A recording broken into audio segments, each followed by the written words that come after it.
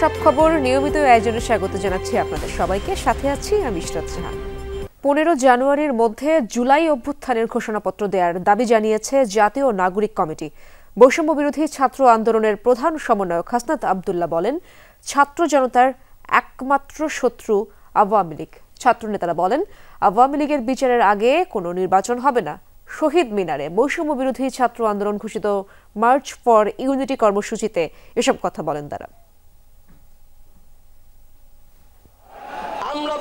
জুলাই অভ্যুত্থানের ঘোষণাপত্র বদলে যায় মার্চ ফর ইউনিটি কর্মসূচিতে। ঐক্যের সেই ডাকে সাড়া দিতে ভোর থেকেই দেশের বিভিন্ন স্থান থেকে ঢাকায় আসতে শুরু করেন ছাত্র জনতা। সবার গন্তব্য কেন্দ্রীয় শহীদ মিনার। কারো হাতে ব্যানার, ফেস্টুন, কারো হাতে পতাকা। বেলা গড়াতেই তা পরিণত হয় জনতার মহামিলনে। অভ্যুত্থানের 5 মাস পরেও আমরা দেখি নাই জুলাই প্রক্লামেশনের কোনো উদ্যোগ কেউ গ্রহণ করেছে। সেই বৈষম্য বিরোধী ছাত্র আন্দোলনকেই আবার দায়িত্ব নিতে হয়েছে প্রক্লামেশন দেওয়ার জন্য। একটি কথাই বলবো, যে শব্দ নিয়ে এত মানুষ রক্ত দিয়েছে, এত মানুষ জীবন দিয়েছে, যে কেউ সেই সচিবালয়ে বসে হোক, পুলিশে বসে হোক, অন্য কোথাও বসে হোক, যদি সেই শব্দের সাথে, স্পিরিটের সাথে বিন্দু মাত্র বিশ্বাসঘাতকতা করার চেষ্টা করে, তাকে সমূলে উৎপাদিত করতে হবে। নেতারা বলেন, যে খুনি দোসররা এখনো ঘাপটি মেরে আছে তাদের বিচার করতে হবে। আওয়ামী লীগের বিচারের আগে কোনো নির্বাচন হবে না বলেও হুঁশিয়ারি দেন তারা। এ সময় দেশ থেকে পাচারকৃত অর্থ ফেরত চান তারা। আমরা রীতিমতো বাধ্য হয়ে এখানে একত্রিত হয়েছি। গত 5 আগস্টের পরে নতুন বাংলাদেশের রূপ তখনই সফল হইত যদি আলোচনার টেবিলে সবকিছু থেকে সমাধান আসতো। কিন্তু আমরা দেখতে পাচ্ছি যে আলোচনার টেবিলে কোনো সমাধান আসে না। অবিলম্বে জানুয়ারি মাসের 15 তারিখের মধ্যে জুলাইয়ের প্রক্লামেশন ঘোষণা করতে হবে। বাংলাদেশের মানুষ এক নতুন সংবিধান প্রত্যাশা করে, নতুন এক বাংলাদেশ দেখতে চাই, যেই বাংলাদেশের মধ্যে কোন রাষ্ট্রের চোখ রাঙানি চলবে না। ছাত্র ও নাগরিক নেতারা বলেন, শুধু নির্বাচনের জন্য মানুষ জীবন দেয়, শুধু নির্বাচনের জন্য এত মানুষ জীবন দেয়নি। জুলাই স্পিরিট নিয়ে এখনো রাজপথে আছেন তারা। দেশে কোনো ভেদাভেদ তৈরি না করে বিচার ও সংস্কারের দাবিতে সবাইকে ঐক্যবদ্ধ থাকার আহ্বান জানান নাগরিক কমিটির আহ্বায়ক হাসনাত আব্দুল্লাহ। 15 জানুয়ারির মধ্যে আমাদের এই জুলাই গণঅভ্যুত্থানের ঘোষণাপত্র জারি করতে হবে।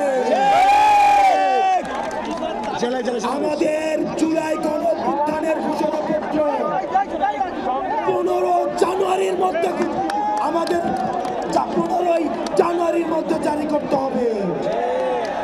প্রিয় দেশবাসী, 15 জানুয়ারি পর্যন্ত আপনারা জেলায় জেলায়, পাড়া মহল্লায় এই জুলাই ঘোষণাপত্রের পক্ষে আপনারা মানুষের কাছে যাবেন, মানুষের কথা শুনবেন, তারা কি বলতে চায় সেই কথাগুলোকে উঠিয়ে নিয়ে আসবেন। জুলাই আগস্টে যে মন্ত্রে দীক্ষিত হয়েছিল, সেই বৈষম্যহীন সমাজের প্রত্যাশায় সংগ্রাম অব্যাহত রাখার ঘোষণার মধ্য দিয়ে শেষ হয় মার্চ ফর ইউনিটি কর্মসূচি। রাসেল আহমেদ, যমুনা নিউজ, ঢাকা।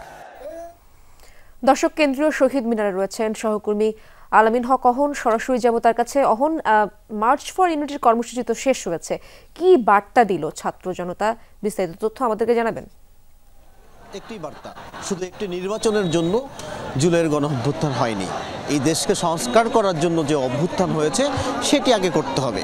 একটি নির্বাচনের জন্য যেহেতু হয়নি, যে কারণেই এর মধ্য দিয়ে বাংলাদেশের যে সংস্কার সেগুলো করতে হবে।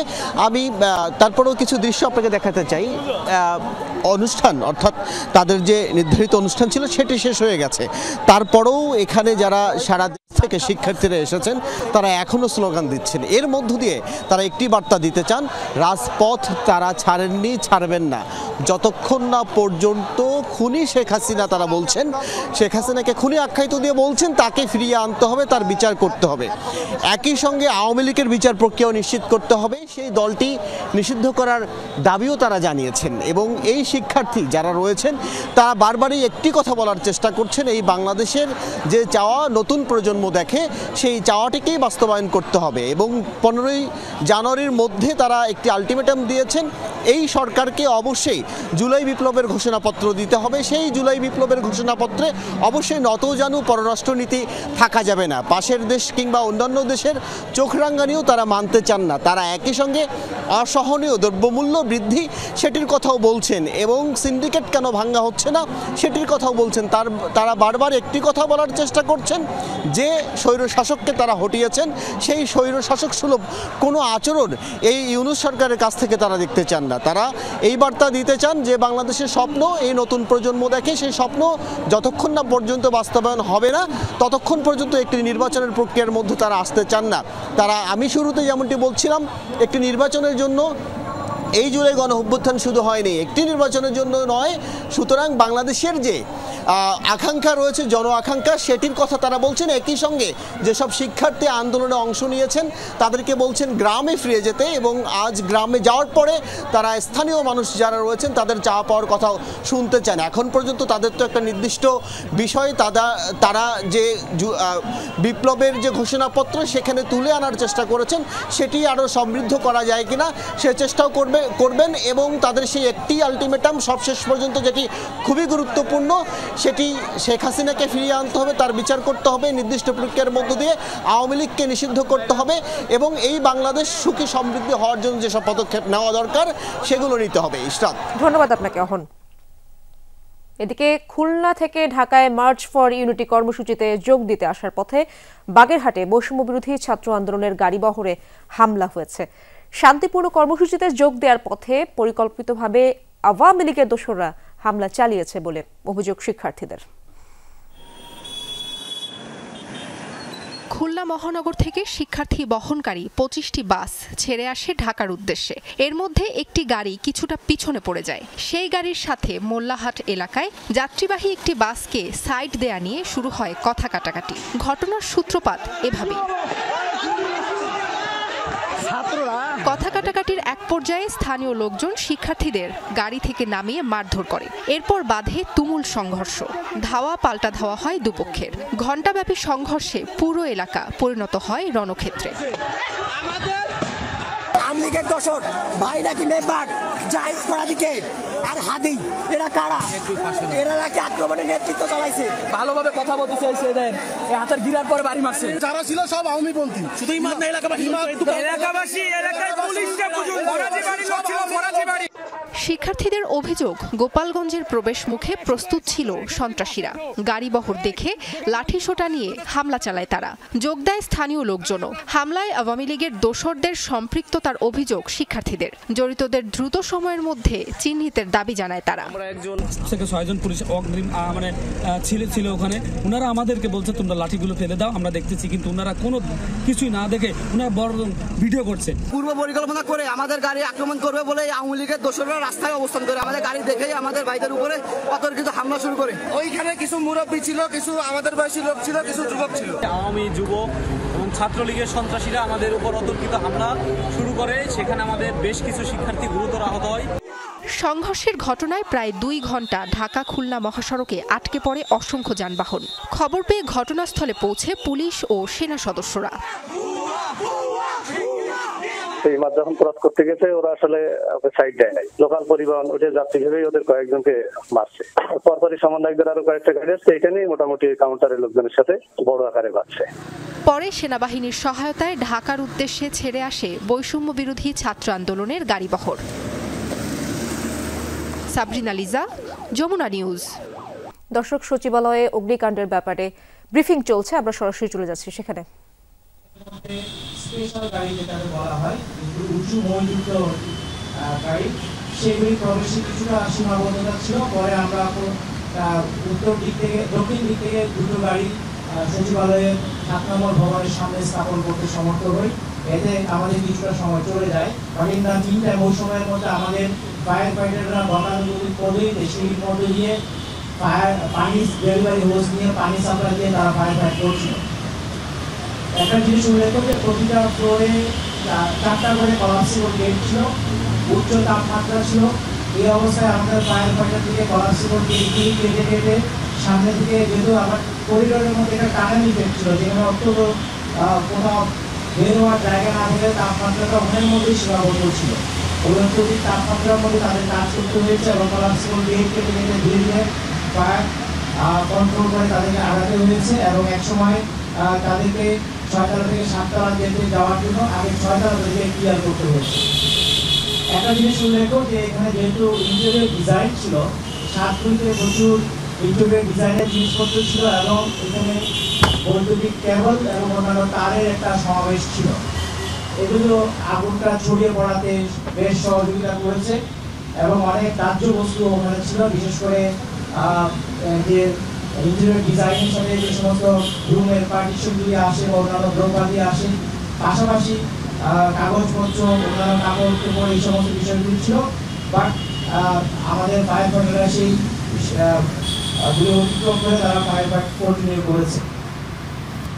আর এই ভবনটিতে alarm detector system, control panel এবং অটো স্প্রিংলারের ঘাটতি ছিল না। এবং ফ্লোরের যে হোস পাইপ সিস্টেম ছিল সেগুলি কোনোটা কাজ করেছে, আবার অনেকগুলি গ্রহের নজল বেরিয়ে ছিল। ফলে আমাদেরকে আমাদের নিজস্ব যে হোস ফায়ার বা ডেলিভারি ফায়ার সিস্টেমের মধ্যে ফায়ার কন্ট্রোল করা সেটা করতে হয়েছে এবং সেটাতে একটু সময় লেগেছে। সচিবালয়ের ওয়াটার রিজার্ভারে পানি মজুদ ছিল, আমরা পানিটা ব্যবহার করেছি, 3টি স্থানে ছিল। বাট 3টি ওয়াটার রিজার্ভারে মজুদ পানি দিয়ে এত বড় ফায়ার কন্ট্রোল করা সম্ভব ছিল না। সেজন্য আমরা ওসমানী স্মৃতি মিলনায়তন থেকেও পানি আনার ব্যবস্থা গ্রহণ করি। আপনারা জানেন ওই সময় দুঃখজনকভাবে আমাদের একজন ফায়ার ফাইটার শাহাদত বরণ করেন, রাজন। এছাড়া আমাদের এই কার্যক্রমে ওয়াসা কর্তৃকও আমরা পানি সরবরাহ পেয়েছি, যেহেতু প্রচুর পানির প্রয়োজন হয়েছে দীর্ঘ সময় ধরে আগুন নিবানোর কাজে। সর্বোপরি আমরা সকাল 8টা 5 আমরা আগুন সম্পূর্ণ নিয়ন্ত্রণে নিয়ে আসি এবং 11টা 45 সম্পূর্ণ নির্বাপন হিসেবে আমরা ঘোষণা দিই। আপনাদেরকে সবাইকে ধন্যবাদ।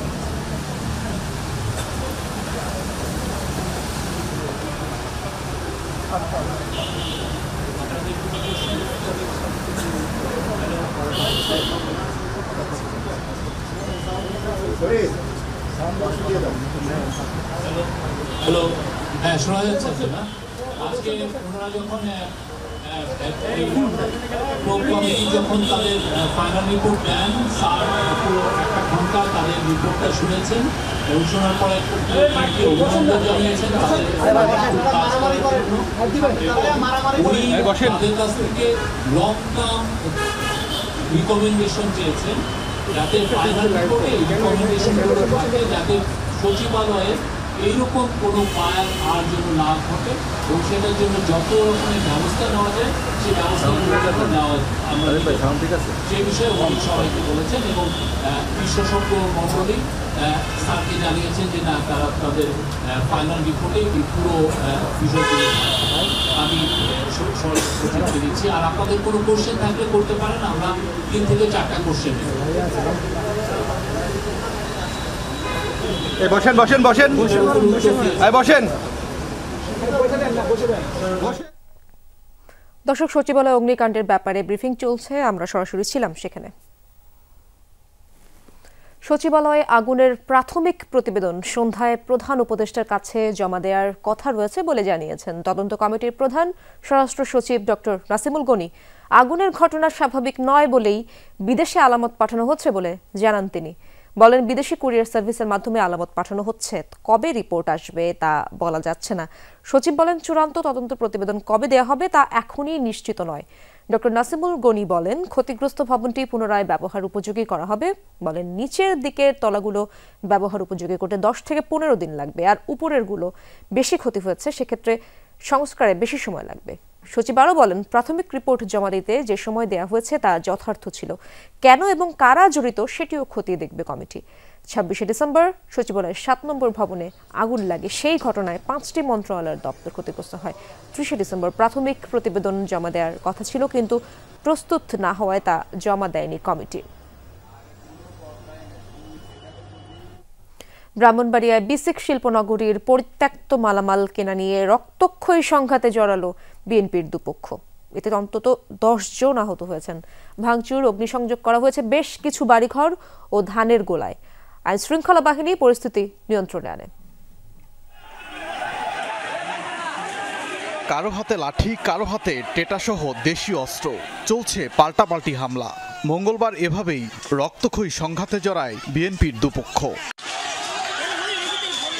ব্রাহ্মণবাড়িয়া সদরের নন্দনপুর এলাকায় বিসিক শিল্পনগরী, সেখানকার ডেকোফুড নামে একটি প্রতিষ্ঠানের পরিত্যক্ত মালামাল নিলামে বিক্রির কথা ছিল। এ নিয়ে বুধল ইউনিয়ন বিএনপির সাধারণ সম্পাদক হারুনের সাথে কথা কাটাকাটি হয় সুহিলপুর ইউনিয়ন বিএনপির সভাপতি নাসির খন্দকারের। এরই জেরে সংঘাতে জড়ায় হারিয়া ও নন্দনপুর গ্রামের লোকজন। সংঘর্ষ চলাকালে বেশ কিছু বাড়িঘরে হামলা ভাঙচুর করা হয়, আগুন দেওয়া হয় ধানের গোলায়। এতে ছড়িয়ে পড়ে আতঙ্ক, আহত হয় অন্তত 10 জন। আমার অত্যাচার করছে, আমার ঘরদর ভাঙছে, আমার গাড়ি ভাঙছে, বনের গুলা ফুটছে। আরিয়া গ্রামের লোক আমার গাড়ি ভাঙচুর করছে এবং আগুন ধরাইছে। আমি এটার বিচার চাই। ঘটনাস্থলে যায় আইন শৃঙ্খলা বাহিনী। ফাঁকা গুলি ছুড়ে পরিস্থিতি নিয়ন্ত্রণে আনে তারা। আহতদের ভর্তি করা হয়েছে হাসপাতালে। উচ্ছিষ্ট ডাস্ট কেনাবেচা নিয়ে দুই পক্ষের মধ্যে তর্ক বিতর্ক থেকে সংঘর্ষের সূত্রপাত। উভয় পক্ষে প্রায় 600-700 লোক একত্রিত ঝগড়ায় লিপ্ত হয়। তো আমরা সেখানে উপস্থিত হয়ে পরিস্থিতি নিয়ন্ত্রণে আনি খুব স্বল্প সময়ের মধ্যেই। সংঘর্ষের পর এলাকায় উত্তেজনা বিরাজ করছে, জোরদার আছে নিরাপত্তা। ওবায়দুর রহমান, যমুনা নিউজ। 15.5 বছর যারা জুলুম করেছে তারাই ভয়ে দেশ ছেড়ে পালিয়েছে, এমন মন্তব্য করেছেন জামায়াতে ইসলামীর আমির ডক্টর শফিকুর রহমান। তিনি বলেন, আওয়ামী লীগ কোনো রাজনৈতিক দল নয়, তারা সন্ত্রাসী সংগঠন। ইসলামী ছাত্র শিবিরের সদস্য সম্মেলনে যোগ দিয়ে এসব কথা বলেন তিনি। একই আয়োজনে বৈষম্য বিরোধী ছাত্র আন্দোলনের সমন্বয়ক সার্জিস আলম বলেন, 24-এর আন্দোলনের সহযোদ্ধা ছাত্র শিবিরের আয়োজনে বিভিন্ন রাজনৈতিক দলের প্রতিনিধি উপস্থিত থাকলেও বিএনপির কাউকে দেখা যায়নি। লম্বা বিরতির পর জনসম্মুখে ইসলামী ছাত্র শিবিরের সম্মেলন। সময়ের হিসেবে 13 বছরেরও বেশি। ছিলেন সারা দেশ থেকে আসা 7,500-এর মতো সদস্য। উদ্দেশ্য নতুন মেয়াদের নেতৃত্ব নির্বাচন। আরেকবার মুক্তির স্বাদ পায়। বিএনপি ছাড়া এদিন এসেছিলেন বিভিন্ন রাজনৈতিক দলের নেতাকর্মী ও বিদেশি অতিথিরা। এসেছিলেন বৈষম্য বিরোধী ছাত্র আন্দোলনের অন্যতম সমন্বয়ক ও জাতীয় নাগরিক কমিটির মুখ্য সংগঠক সার্জিস আলম। আমাদের চিন্তা ভাবনা যতদিন সৎ থাকবে, আমাদের কাজ যতদিন দেশ ও দেশের মানুষের জন্য থাকবে, ততদিন খুনি হাসিনার মতো যারাই আমাদের প্রতিবন্ধকতা হিসেবে সামনে আসুক না কেন, আমরা ঐক্যবদ্ধভাবে তাদেরকে প্রতিহত করতে পারবো। শেখ হাসিনা গণঅভ্যুত্থানের মুখে বাংলাদেশ ছেড়ে তার নিজের দেশ ভারতে পালিয়েছে। বাংলাদেশে আর ফ্যাসিজম চলবে না। বাংলাদেশকে আমরা আমাদের কাঙ্ক্ষিত একটি জায়গায় নিয়ে যেতে পারবো, কিন্তু তিনি যে টিমকে নির্বাচিত করেছেন, তিনি কয়েকটি এনজিও প্রধানদেরকে নিয়ে আজকে তার পরিষদকে প্রশ্নবিদ্ধ করেছেন। প্রধান অতিথির বক্তব্যে জামায়াত আমির বলেন, 24-এর গণহত্যার দায় নিতে হবে আওয়ামী লীগকে। সেদিনকার হত্যাকাণ্ড থেকে শুরু করে 2009 সালের 10 জানুয়ারি ক্ষমতায় আসার পর থেকে ধারাবাহিকভাবে যতগুলা হত্যাকাণ্ড সংগঠিত করেছেন তার সবগুলার বিচার এই বাংলার মানুষ চায়, এই বাংলার মাটিতেই দেখতে চায়। একজন অপরাধীও যেন এখান থেকে বাঁচতে না পারে তা আমরা দেখতে চাই। তাতে সময় যা লাগুক দেখে বিচার করতেই হবে। শিক্ষা প্রতিষ্ঠানের পরিবেশ ফিরিয়ে আনতে শিবির সদস্যদের দায়িত্বশীল আচরণের আহ্বান জানান ডাক্তার শফিকুর। পাশাপাশি জুলাই আন্দোলনে আহতদের উন্নত চিকিৎসা ও তাদের পরিবারের পাশে দাঁড়ানোর আহ্বান ছিল সম্মেলনে উপস্থিত বক্তাদের মুখে। আসসালামু আলাইকুম ওয়া রাহমাতুল্লাহি ওয়া বারাকাতুহু। তাজনুর ইসলাম, যমুনা নিউজ, ঢাকা। আরও একটি নতুন বছরকে বরণ করে নিচ্ছে বিশ্ববাসী। এরই মধ্যে শুরু হয়ে গেছে 2025 সাল বরণের জমকালো আয়োজন। ভৌগোলিক কারণে সবার আগে নতুন বছরকে বরণ করেছে নিউজিল্যান্ডের দ্বীপ অকল্যান্ডের বাসিন্দারা। স্কাই টাওয়ারের চোখ ধাঁধানো আলোর খেলা উপভোগে প্রথম প্রহরে সেখানে ভিড় করেন অনেকে। সবার মাঝেই বর্ষবরণের উৎসবের আমেজ। নতুন বছরকে বরণে প্রস্তুত বিশ্বের বিভিন্ন দেশও।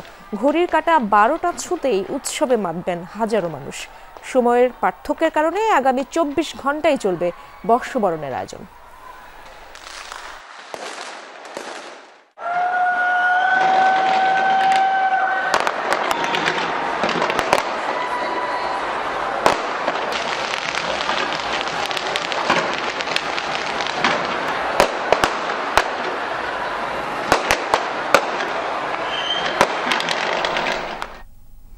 থার্টি-ফার্স্ট নাইট ও ইংরেজি বর্ষবরণের নিরাপত্তায় অতিরিক্ত 3000 পুলিশ মোতায়েন করা হয়েছে বলে জানিয়েছে ডিএমপি।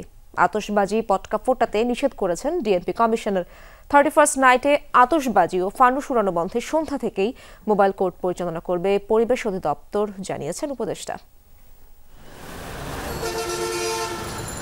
এবার ভিন্ন প্রেক্ষাপটে ইংরেজি বর্ষবিদায় ও বরণ। এই আয়োজন ঘিরে রাজধানীতে বিশেষ নিরাপত্তা ব্যবস্থা নিয়েছে ঢাকা মেট্রোপলিটন পুলিশ। যে বছর আজকে শেষ হয়ে যাচ্ছে। ডিএমপির মিডিয়া সেন্টারে সংবাদ সম্মেলনে 11 দফা নির্দেশনার কথা জানান কমিশনার। নগরীতে আতশবাজি ও পটকা ফোটানো ও ফানুস উড়ানো নিষিদ্ধ করা হয়েছে। সাধারণ মানুষ হিসেবে জানি যে শব্দ দূষণ আমাদের শরীরের উপরে কী ধরনের বিরূপ প্রতিক্রিয়া ফেলে। ঢাকাবাসীর কাছে আমার অনুরোধ থাকবে যে আমরা এইরূপ কর্মকাণ্ড থেকে নিজেদেরকে বিরত রাখি। উপদেষ্টা মহোদয় আমাকে রিকোয়েস্ট করছিল এবং উনিও চেষ্টা করছিলেন যে এবছরই আমরা এরকম একটি ডিজাইন করব যে আপনারা অমুক জায়গায় যেয়ে এই কাজটি করে ফুর্তি করেন, কিন্তু এই বছর আমরা পারি নাই। 31 ডিসেম্বর সন্ধ্যা থেকে পরদিন সকাল 8টা পর্যন্ত রাজধানীর সব বার বন্ধ থাকবে। ঢাকা বিশ্ববিদ্যালয়, গুলশান, 300 ফিট, বনানী ও বারিধারা এসব এলাকায় বিশেষ চেকপোস্ট থাকবে। ঢাকা বিশ্ববিদ্যালয় কেন্দ্রিক একটা বেশি ডিপ্লয়মেন্ট থাকবে, গুলশান কেন্দ্রিক বেশি ডিপ্লয়মেন্ট থাকবে। ধানমন্ডিতে এক অনুষ্ঠানে পরিবেশ ও বন উপদেষ্টা জানান, আতশবাজি ও ফানুস উড়ানো বন্ধে রাতে ভ্রাম্যমাণ আদালত পরিচালনা করা হবে। আজকে রাতে যেন আতশবাজি, পটকা এগুলো ফোটানো না হয়, শব্দ দূষণ না করা হয়। আমরা আগেও বলেছি, আজকেও বলছি যে আজকে সন্ধ্যার পর থেকে পরিবেশ অধিদপ্তর তার মোবাইল কোর্ট পরিচালনা করবে। নির্দেশনা মেনে নগরবাসীকে বর্ষবরণ ও বিদায় জানানোর আহ্বান জানায় প্রশাসন। রাবি সিদ্দিকী, যমুনা নিউজ, ঢাকা। 31স্টে আতশবাজি ও ফানুস উড়ানো বন্ধে নির্দেশ দিয়েছেন হাইকোর্ট। মঙ্গলবার হাইকোর্টের সংশ্লিষ্ট একটি বেঞ্চ এই আদেশ দেন। 31স্টে দুর্ঘটনা রোধে বাসাবাড়ির ছাদ ও সব ভবন, উন্মুক্ত স্থান, পার্কে আতশবাজি, পটকা ফোটানো বন্ধে কঠোর ব্যবস্থা নিতে পুলিশের মহাপরিদর্শক আইজিপি সহ আইন শৃঙ্খলা বাহিনীর সংশ্লিষ্টদের প্রতি নির্দেশ দিয়েছেন হাইকোর্ট।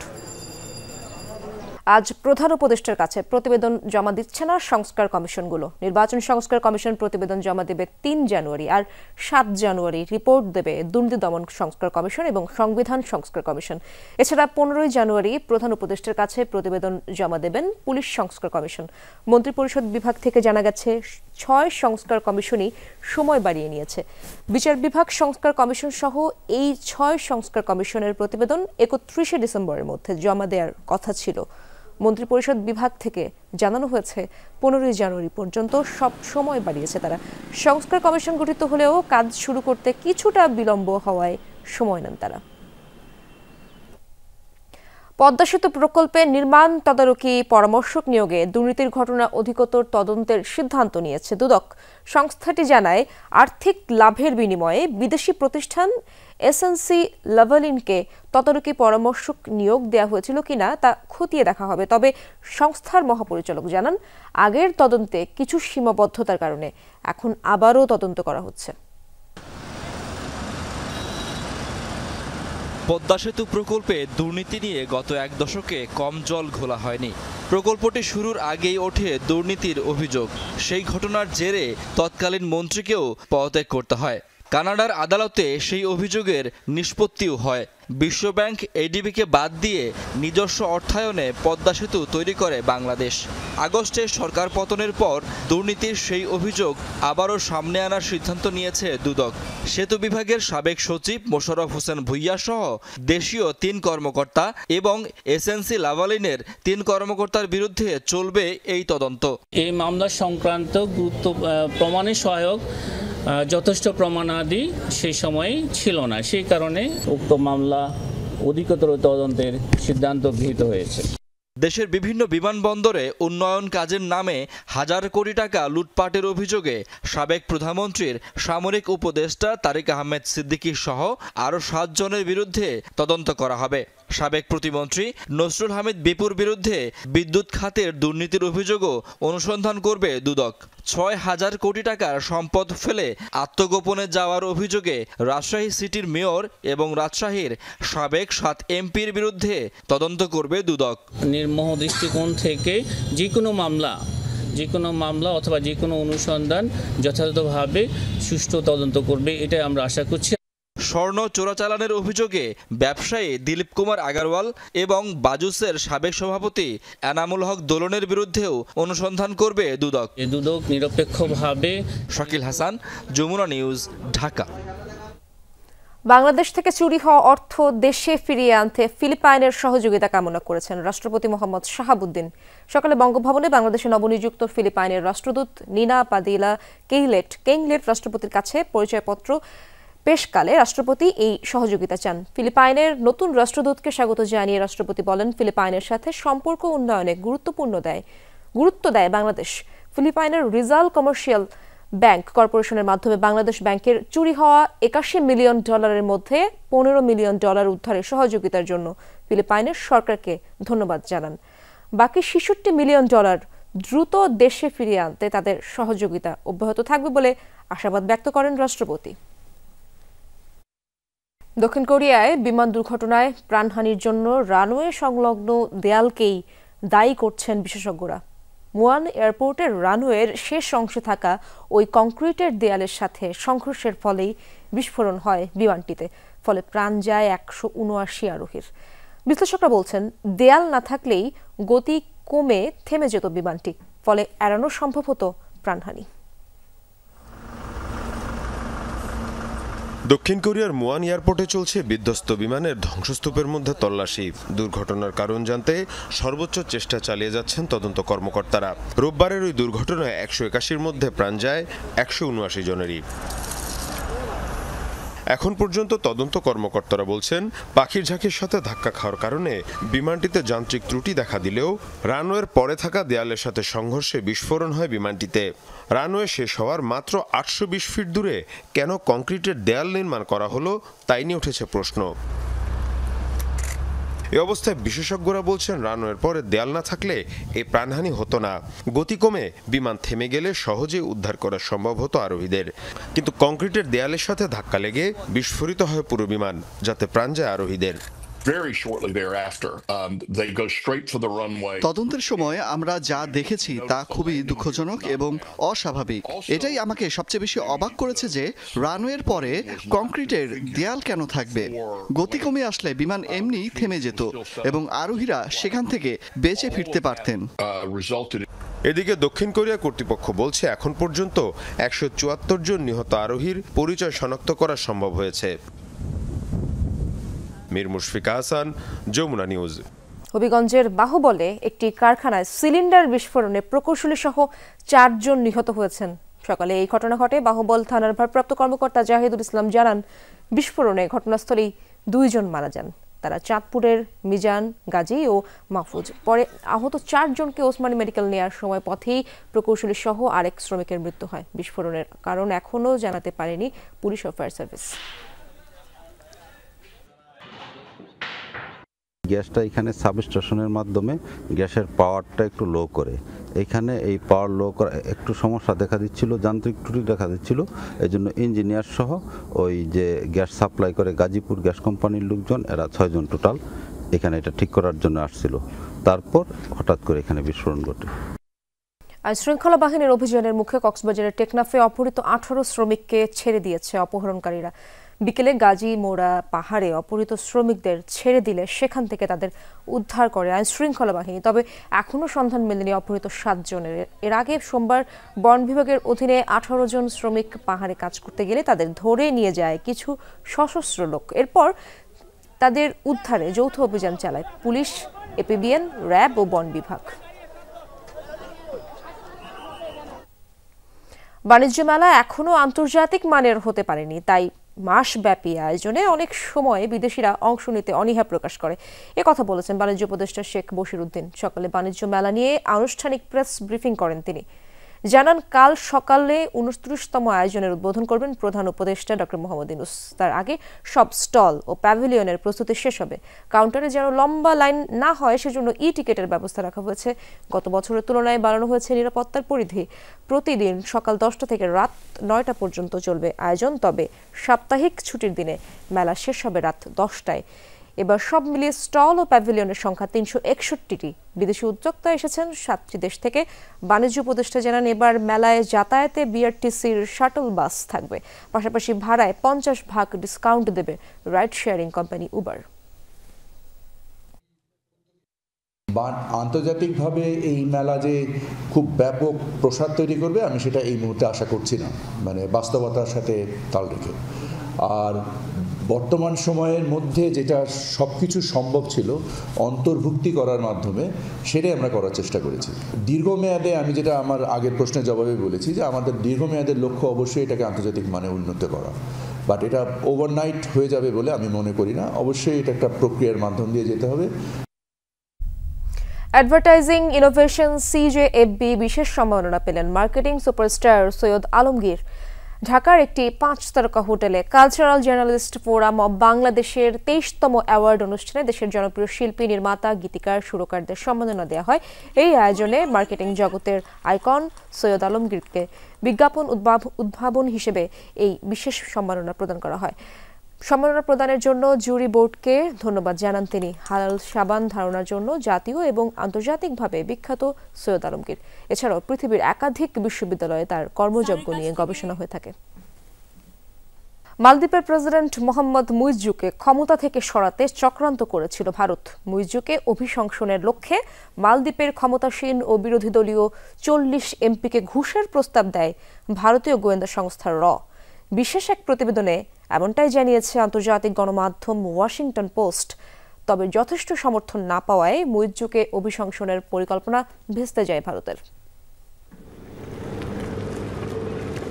গেল বছর মালদ্বীপের নির্বাচনের আগেই ভারত বিরোধী বিভিন্ন বক্তব্য দিয়ে আলোচিত হন মোহাম্মদ মুইজ্জু। নির্বাচনে জয় পেয়েই তার দেশ থেকে ভারতীয় সেনাদের বহিষ্কারের উদ্যোগ নেন। অন্যদিকে ঘনিষ্ঠতা বাড়ান চীনের সাথে। আন্তর্জাতিক গণমাধ্যম ওয়াশিংটন পোস্ট বলছে, মুইজ্জুকে ক্ষমতাচ্যুত করতে উদ্যোগ নেয় ভারত। এ লক্ষ্যে চলতি বছরের শুরুতেই মালদ্বীপের বিরোধী নেতাদের সাথে আলোচনায় বসে ভারতীয় গোয়েন্দা সংস্থা র। উদ্দেশ্য ছিল মুইজ্জুকে অভিশংসিত করা।